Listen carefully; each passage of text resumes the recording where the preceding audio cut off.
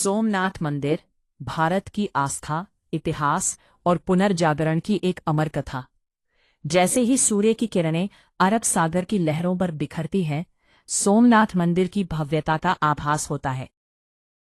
यह मंदिर केवल एक धार्मिक स्थल नहीं, बल्कि एक जीवंत प्रतीक है जो सदियों से भारतीय संस्कृति और आस्था का आधार बना हुआ है। गुजरात के सौराष्ट्र तट पर समुद्र की लहरों की खामोश आवाज के साथ सोमनाथ की चोटी लगभग 150 फीट ऊंची है। जब आप इसके पास पहुंचते हैं तो आपको बलुआ पत्थर से बनी इसकी सादगी और भव्यता का अनुभव होता है।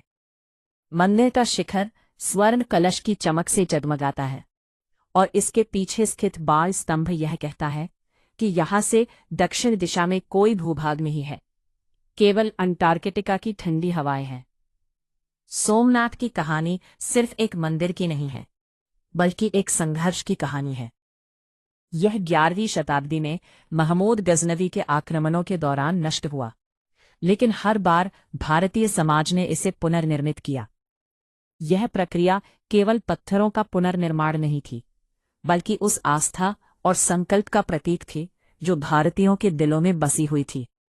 मध्यकाल में चालुक्य शासकों और सोलंकी राजाओं ने इस मंदिर के पुनर्निर्माण में योगदान दिया।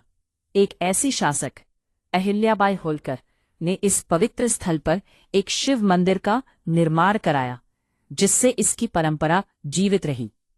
लेकिन सोमनाथ का असली पुनर्जन्म 1947 के स्वतंत्र भारत के साथ जुड़ा हुआ है।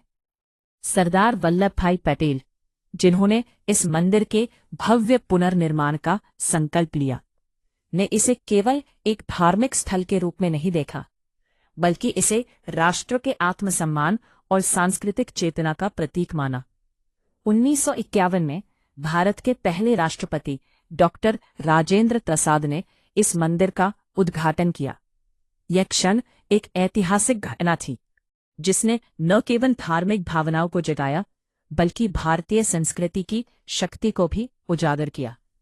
आज सोमनाथ मंदिर करोड़ों श्रद्धालुओं को आकर्षित करता है। वे केवल पूजा के लिए नहीं, बल्कि उस ऐतिहासिक यात्रा का अनुभव करने के लिए यहाँ आते हैं, जिसने इसे बार बार पुनर्निर्मित किया। सोमनाथ मंदिर हमें ये याद दिलाता है कि सभ्यताएं केवल पत्थरों से नहीं बनती, बल्कि आस्था, स्मृति और संकल्प से जीवित रहती है। अरब सागर की लहरों के बीच खड़ा यह मंदिर समय से संवाद करता हुआ प्रतीत होता है, यह कहते हुए कि विनाश चाहे कितना भी बड़ा हो, पुनर्निर्माण की इच्छा उससे कहीं अधिक शक्तिशाली होती है। यही सोमनाथ की कहानी है, एक मंदिर की नहीं, बल्कि भारत की अविचल आत्मा की।